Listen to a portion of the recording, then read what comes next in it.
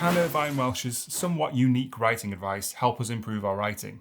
We're going to find out today. I've got some of his thoughts and quotes about writing to talk about, so let's get into it. Number 1, if you're a proper writer, you'll never run out of stories to tell. The problem is getting genuinely relevant ones and telling them well. Starting off with an interesting one for sure. I don't love the term proper writer here, what with it being entirely undefined and all. But beyond that, I largely agree, despite the fact that that hasn't necessarily been my experience. Some writers, maybe most writers, I'm not really sure, they might have loads of stories to tell, and for them it may be difficult to know from the outset which ones are worth burying themselves in for months at a time. I find it's really rare that you can properly appraise the value or the potential of a story really early on, or the relevance of it, as he said. I've started loads of novels being really excited about them, thinking this is a cracking idea, only to find out with a little distance and a couple of weeks that maybe there wasn't too much behind that idea in the first place. But like I mentioned, figuring out which of my many story ideas is worthwhile hasn't really been my relationship with writing, and it might not be yours. I actually get far fewer ideas. They don't come along that often for me. Maybe that's down to my process or my writing routine or something else. I don't know. But I think the figuring out or the appraising stage, I think that would be pretty much the same whether you've got 50 ideas or one. Stick with the story for a while, get to know it a bit. I don't think there's any better way to figure out just how far that idea might be able to take you. By the way, if you're new here, I'm Kieren. I'm a writer and a freelance editor, and I love to help writers tell their stories and have fun doing it, so thanks for being here. Number 2, it's easier to write a book with established characters. You stick them in a room together and they'll tell the story for you.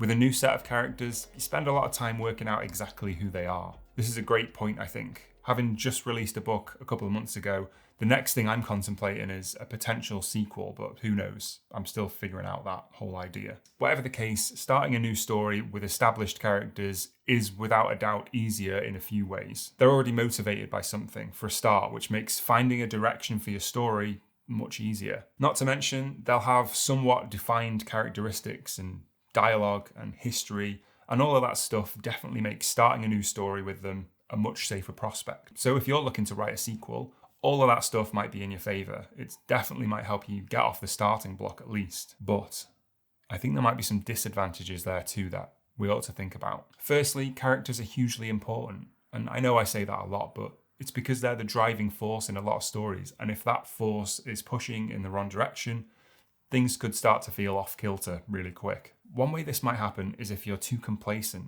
just assuming that you've done all your character work up front in your previous story and now you can just move them around like chess pieces, could be a mistake. Part of what makes characters feel like people is their capacity to adapt and change and make mistakes. And if you sleep on your characters, they might start to get a bit stale and a bit too consistent. And the issue there is there's less capacity for them to surprise readers, and there's fewer directions that you might be able to take your story because you're bound by a character that isn't changing. So what I would add to Irvine Welsh's advice here, if I may be so bold, is that if you're carrying characters forward, you've got to give them new challenges that change them and force them to adapt. Otherwise, I think it's going to be less compelling. No one wants to read a sure thing. It's boring, so you have to throw some doubt in there.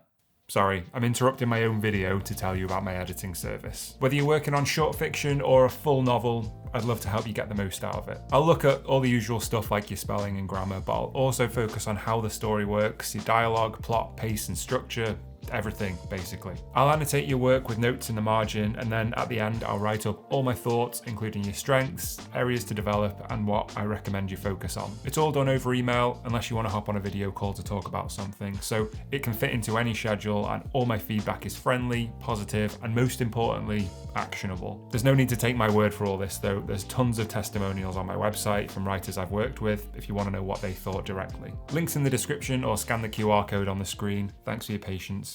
Back to the video.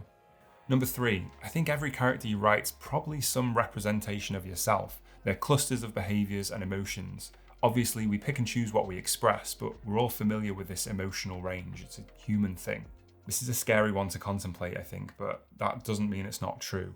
If I do this, and I'm sure I probably do, then I definitely do it subconsciously. The reason I say that is because my general philosophy towards writing is that I, as the author, want to remain as invisible in my work as is humanly possible. I'd consider my writing sort of minimalist. I don't go deeply into description, and I try not to interrupt the story with my own musings or things that I think are clever. I think real immersion comes when readers forget that they're reading at all, and to achieve that, we have to keep the noise down for them when we're writing. Otherwise, all the clicks and clacks of the keyboard or the scratching of the pen might break through into the story. Another reason I don't consciously write myself into stories, I would hope, is pretty obvious. I'm a dude who writes stories and edits them and makes YouTube videos. My stories are usually about people doing things that are somewhat more interesting or more dramatic than that. If I counted up all the heroic things I've ever had to do in my life, I wouldn't exactly need an abacus. That's enough self-defense. I agree with what Irvine Welsh is saying here, for sure.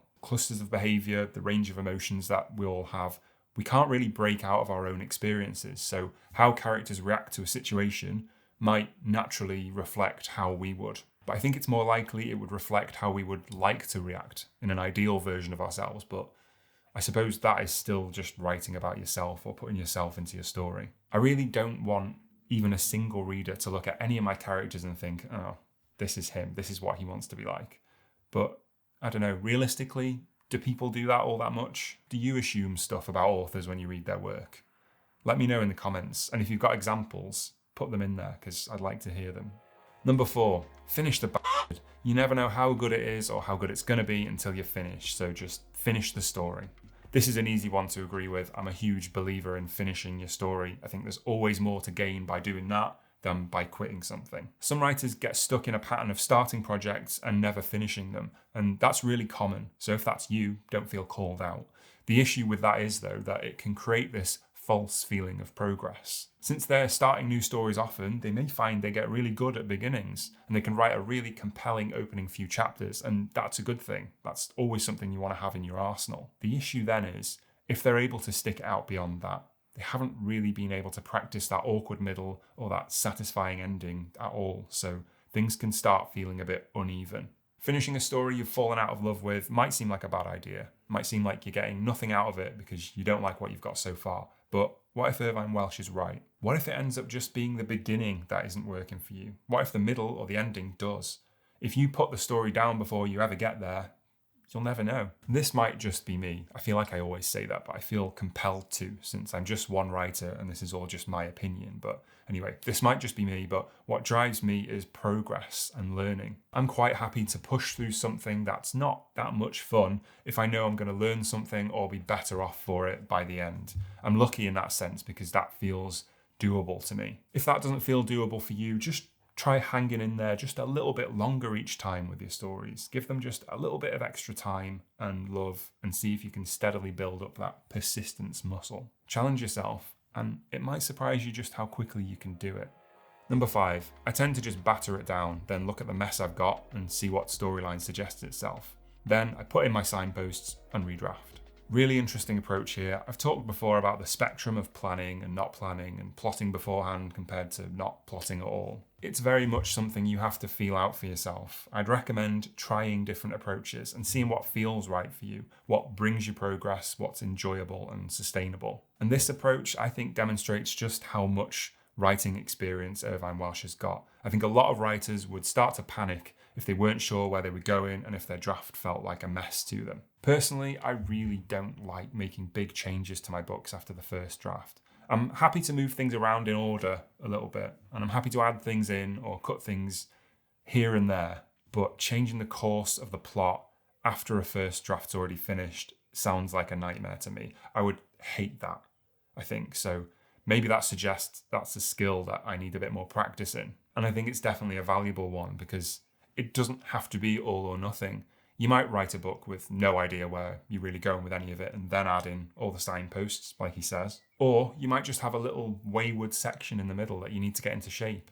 You could use those same skills to correct that, I suppose, without having to reorganize the entire plot. Interesting concept, something I'd love to look into more for myself if I ever get the time. Not something I really identify with right now, but hopefully that could change. Something about his writing process that I really do identify with, though, is his thoughts on music. Music is very important in my writing. I have a playlist for each character and usually end up with a mixtape for every novel. I love this concept and I do a similar kind of thing. In the past, I've built playlists and I'd listen to them as I was writing, and it was always interesting to see how the playlist changed as the story grew. I typically have one playlist for the entire book though, rather than one for just each character, but whatever the case, I think there's something really emotive to imagining music into your stories or into your scenes. I think this is a fairly common thing for writers, or is it? I don't know. Let me know in the comments if you do this. I've made a lot of these author advice videos, so here's a playlist of all of them. Have a look and see if your favourite author's among them. And if they're not there, let me know and I'll try and add them. Thank you so much for watching as always, and happy writing.